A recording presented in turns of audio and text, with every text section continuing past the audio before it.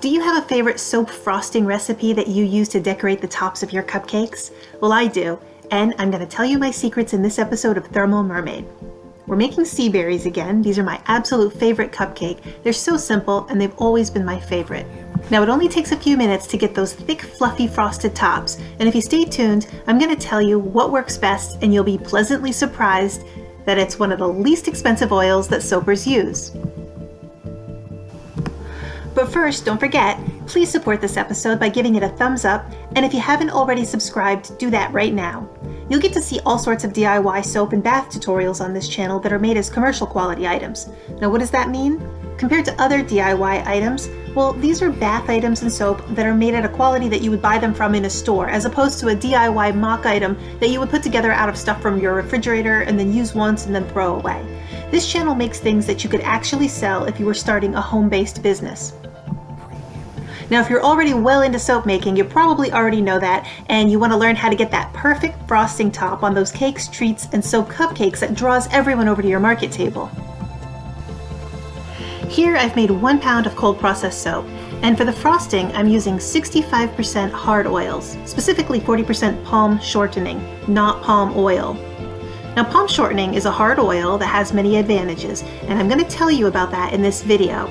Now, some of you longtime soapers might be deflating right now saying, palm, really? I don't want to use palm because the global problems, something about the environment, people think it's cheap. Okay, so I'm going to give you the rundown on the pros and cons of palm shortening, and when you resolve it, you'll really discover that it's mostly just pros. Now, the first thing that you'll notice is that I don't use any butters in my recipe, and I'm going to explain why in just a few minutes. Now, working with these hard oils means that you'll get a medium trace pretty fast. The combination is very smooth, and you'll have plenty of time to work with it as long as you choose a fragrance oil that's known to behave and doesn't alter your recipe. Now, as you can see, in just a few minutes, I'm getting my piping bag ready with the Wilton M1 piping tip. I'll fill the bag with the entire pound of batter, and then I'll leave this for just about 2 minutes so that it continues to thicken up just to the perfect piping consistency. The batter is rich and thick almost immediately, and it pipes both fluffy and with a good amount of weight so that it doesn't deflate while you're waiting to add the next layer. So you're about to see that you can really build these frosting tops up pretty high without any trouble. So what's the deal with palm and palm shortening? The first time I even knew there was an issue with palm was about 7 years ago when I went into a Lush store, and when one of the sales girls was talking about their products, she made a big deal about the palm being sustainable. And yes, Lush uses a large amount of palm in many of its products.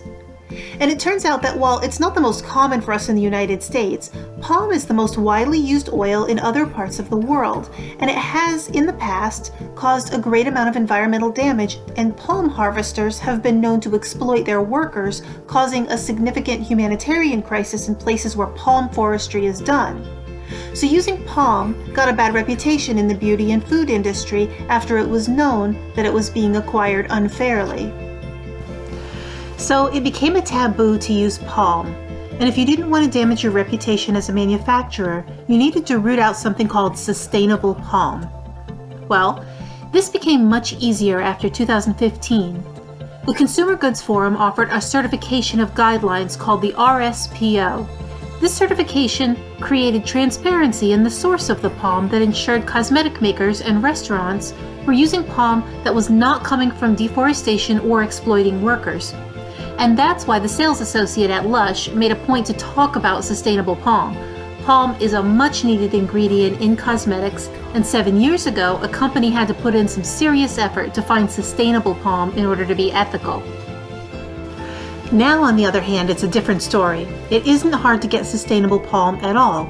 It's easily sourced online and at your restaurant supply stores, and almost all of the palm sold in America is certified as sustainable. Now, if you're wondering if palm oil is the same as palm shortening, essentially it is the same, but the shortening's been heat processed into a solid block.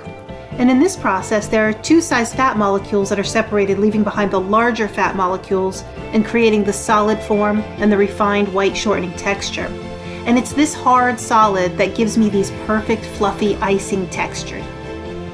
So palm shortening is palm oil, but I get a different result in my soap when I use palm shortening. Now you might be wondering if it has a different sap value.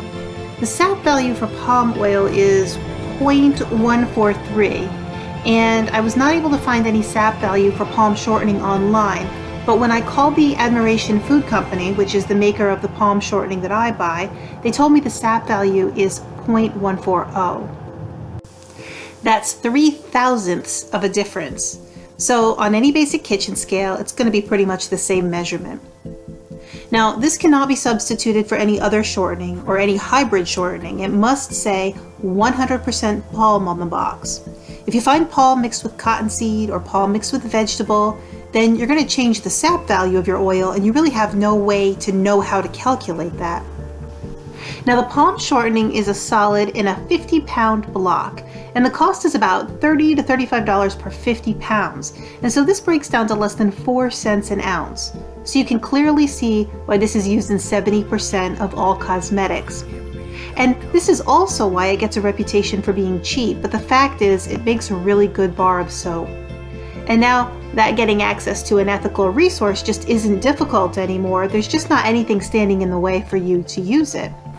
Of course, palm doesn't compare to high-end waxes and oils like vitamin E and argan, so if you want to add those things, be sure to add them as your superfat so all the palm is turned into soap and then the rich expensive oils are the ones left behind floating in the bar. Now, if you're a hobby soap maker, you may never need a 50-pound block of oil, or you might think it'll take forever to use. The good news is that palm shortening has a much longer shelf life than any of the other oils.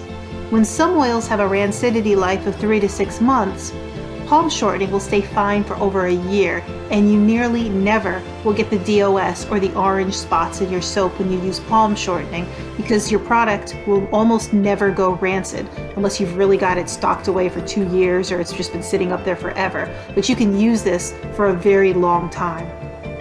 So why wouldn't you just use nearly all palm shortening in your soap? Well, some companies do this. It's more common than you might think, but in my experience, I don't ever go more than 40% with palm shortening, because then the final result starts to go soft, dry, and crumbly all at the same time. So I like to keep a nice balance, but 40% is right where you get that creamy, rich, thick, beautiful texture for your frosting projects. So in the beginning of the video, I mentioned that I don't put butters in my frosting, and cocoa butter is sometimes the only exception, but this is because how it hardens after the curing process. One of the challenges in making soap cupcakes isn't just getting fluffy frosting that'll stand tall. That's only part of the story. After you get it piped the way you want, it has to harden. And with a recipe that includes sugar, meringue, or even butters, the tops will sometimes stay soft, and that's tough when the frilled edges are already delicate by design. I want them to cure as hard, solid, and as fast as possible. And so now here we are. I've shared my biggest soap frosting secret with you. And you can take this and incorporate this into the way you make your frosting. And if you like my recipe, I do have it published over in the members directory at thermalmermaid.com. And also, if you're on Twitter, you can find me at Thermal Mermaid and Thermal Mermaid 1 on Periscope. Over there, I practice my experimental and my practice projects, and I go live for people who have any questions. And that's different from what I do on this channel. Over there, I'm still sort of in the middle of working out and refining my recipes, so you don't see those over here for quite some time until I'm actually ready to show them for real. So you're welcome to come over and visit me there if you'd like. And also, the one thing that I haven't mentioned or talked about in regard to palm shortening is where I go to get my supplies, which, depending on where you live in the country, might be really different, and it might not be so easy to go out and find a 50-pound box of palm shortening. But I do get mine at restaurant supply stores, and we do have those over here. So if you're interested in how I shop and how I purchase for large supplies, and you're kind of in that middle stage of really enthusiastic hobbyist, or maybe you're just starting out in a small business and you'd like to see where you can be more economically efficient with the oils that you're purchasing and also not have to pay the shipping price that can just double down on your costs sometimes, then I could create a video showing you how I shop and where I go for my restaurant supplies. And if you would like to know more about that, then go ahead and leave a comment in the bottom and I'll take you with me so I can show you what that looks like, and we'll make a video doing that. If that's something that's interesting to you, then please let me know, and I'll be sure to work on that the next time I go out shopping for my oils, because I do buy bulk in olive and I do buy bulk in palm and coconut and things like that, and we can really get those prices down to 8, 9, and 10 cents an ounce, where if you're purchasing online, you might be paying as much as 55, 60 cents an ounce in some cases.